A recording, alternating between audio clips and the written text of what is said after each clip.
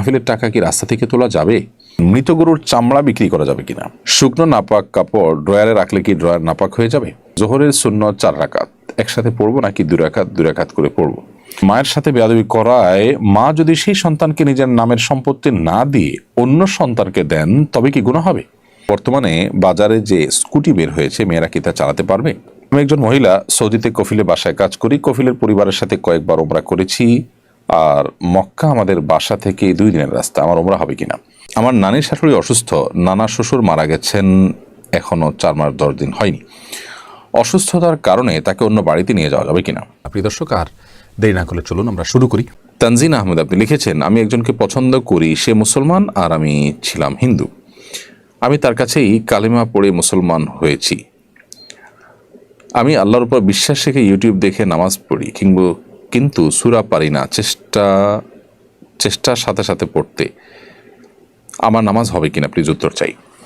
বোন তানজিনা, আপনি ইসলামে এসেছেন, আল্লাহ তাআলা আপনাকে ইসলামের উপরে অটল অবিচল থাকার তৌফিক দান করুন। ইসলামটা শুধু বিবাহের জন্য না হয়ে ইসলামের সত্য উপলব্ধি করে সত্যি অন্তর থেকে আল্লাহর কাছে সারেন্ডার করার পদক্ষেপ হিসাবে এটি যেন হয়, সে চেষ্টা আপনার করা উচিত। এবং অন্তত এই মুহূর্তে সে রিয়েলাইজ আপনার করা উচিত যে এটি বিবাহের জন্য কোনো মাধ্যম নয়, বরং এটি সত্যকে উপলব্ধি করে আপনার সত্যে ফিরে আসার প্রচেষ্টা।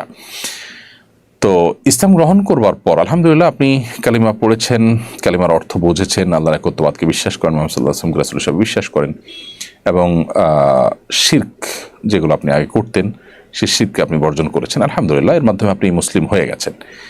এখন আপনার কর্তব্য 5 ওয়াক্ত নামাজ সহ অন্যান্য বিধিবিধানগুলোকে মেনে চলা, শুধু নামাজ নয় অন্যান্য বিধিবিধানগুলো মেনে চলা, এবং এগুলো জানার জন্য আপনি দিন শেখার অনেক বই পুস্তক আছে, সেই বই পুস্তকগুলো সংগ্রহ করে কালেকশন করে আপনি দিন শেখা শুরু করবেন ইনশাআল্লাহ। এর মাধ্যমে আপনি নিজেকে ভালো মুসলিম হিসাবে দাঁড় করাতে পারবেন। আপনি ইউটিউব থেকে দেখে দেখেও যদি নামাজ শিখেন এবং সঠিক পদ্ধতি শিখতে পারেন, তাহলে সেক্ষেত্রে সেটাও আপনার নামাজ সঠিক নামাজ আদায়ের জন্য সহযোগিতা আপনাকে করবে, এবং সেটা তার মাধ্যমে নামাজ হয়ে যাবে ইনশাআল্লাহ তাআলা।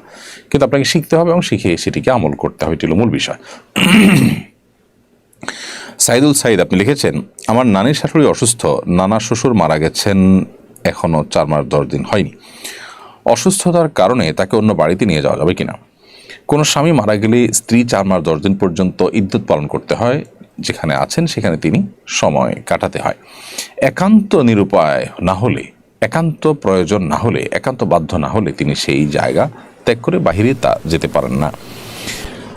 সে বাড়ির ভেতরেই বাইরের চোহর দিতে তাকে থাকতে হয় এবং সাজগোজ ইত্যাদি বর্জন করে চলতে হয়। এটি তার ইদ্যত বা শোক পালনের অংশ।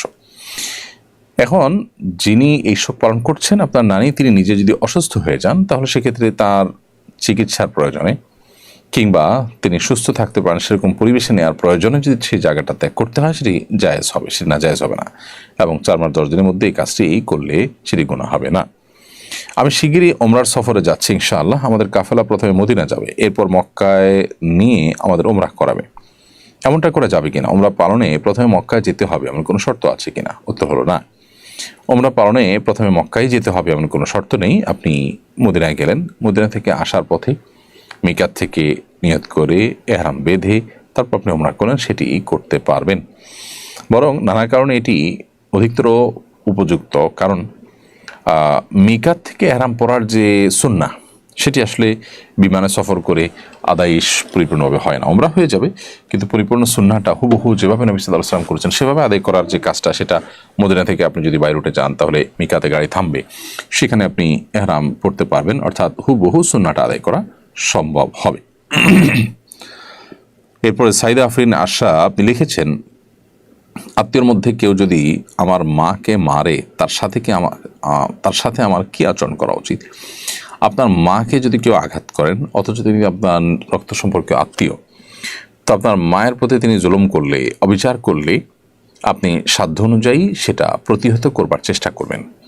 কিন্তু সেটা প্রতিহত করতে গিয়ে আপনি নিজে যদি অন্যায় লিপ্ত হয়ে যান, তাহলে সেটা কিন্তু জায়েজ হবে না। সেক্ষেত্রে আপনার মাকে সেভ করার চেষ্টা করলেন, কিন্তু প্রতিহত করার চেষ্টা আপনি করতে যাবেন না। ধরা যাক বাবা এই কাজটি করছেন, তাহলে এখন বাবাকে প্রতিহত করতে গিয়ে যদি আপনি বাবার প্রতি সন্তান হিসাবে অন্যায় করতে হয়, অন্যায় আচরণ করতে হয়, তাহলে সেটা কিন্তু আপনার জন্য জায়েজ হবে না। কারণ একটি অন্যায়কে বন্ধ করতে গিয়ে, রোধ করতে গিয়ে আরেকটি অন্যায়ের সৃষ্টি করা যাবে না। সো আপনি আপনার মাকে সেভ করার চেষ্টা করবেন সর্বাবস্থায়, এটা ঠিক আছে। আর আপনার আত্মীয় আপনার মায়ের প্রতি অবিচার করছেন, এই অবস্থায় তার হাত ধরে তাকে থামিয়ে দেওয়া সেই অধিকার আপনার আছে, এবং তাকে যথাযথভাবে বিচারের মুখোমুখি করার, তার শাস্তি নিশ্চিত করার উদ্যোগ নেওয়া, এগুলো আপনি করতে পারেন। কিন্তু আইন হাতে তুলে নিয়ে আপনি যদি সীমা ছাড়িয়ে যান, তাহলে সেক্ষেত্রে সেটা কিন্তু গুনাহ হবে। মায়ের প্রতি ভক্তি বা অতি ভালোবাসার কারণে, সহজাত যে ভালোবাসা, সেটার কারণে আপনি যদি তার প্রতি অবিচার করে বসেন আপনার নিজের জ্ঞাতসারে কিংবা অজ্ঞাতসারে, তাহলে সেটা কিন্তু নাজায়েজ হবে এবং গুনাহের বিষয় হবে।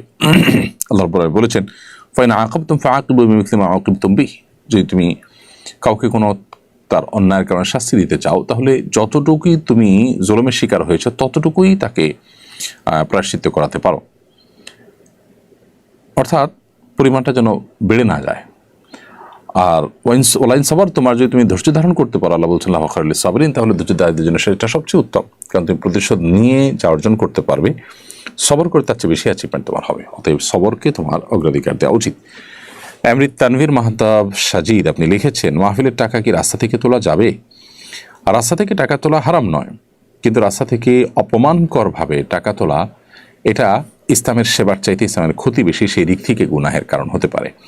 আর যদি রাস্তায় টাকা তোলার ব্যাপারটা হয়ে যায় আজকাল জোরপূর্বক চাঁদাবাজির মতো, অনেকটা রশি ধরে গাড়ির গতি থামিয়ে অনেকটা লজ্জায় ফেলে মানুষকে যদি সিচুয়েশন ক্রিয়েট করে যদি তার কাছ থেকে টাকা আদায় করা হয়, তাহলে সেটা নাজায়েজ হবে।